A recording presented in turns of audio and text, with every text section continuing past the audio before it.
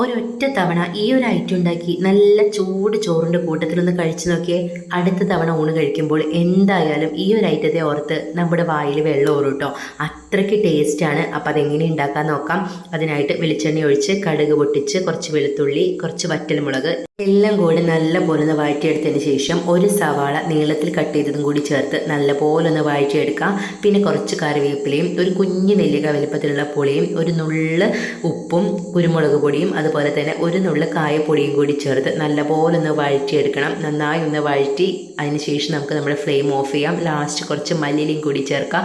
എല്ലാം കൂടെ തണുത്തതിന് ശേഷം മിക്സിയുടെ ജാറിലിട്ടിട്ട് ഒരൊറ്റ കറക്ക് അത്രയും വേണ്ടു കേട്ടോ. നമ്മുടെ ഈ ഐറ്റം തയ്യാറായിട്ടുണ്ട്. അടിപൊളി ടേസ്റ്റാണ്. ലാസ്റ്റ് ഒരു നുള്ള് പച്ച വെളിച്ചെണ്ണ കൂടി ഒഴിച്ചിട്ട് അതൊന്ന് കഴിച്ച് നോക്കിയാൽ നല്ല ചൂട് ചോറിൻ്റെ കൂടെ അടിപൊളി കോമ്പിനേഷനാണ് കേട്ടോ. ഒരിക്കലെങ്കിലും ട്രൈ ചെയ്ത് നോക്കിയിട്ടൊന്ന് അഭിപ്രായം പറയണേ. അപ്പോൾ ഇന്നത്തെ വീഡിയോ ഇത്രയേ ഉള്ളൂ. Tata bye bye, see U.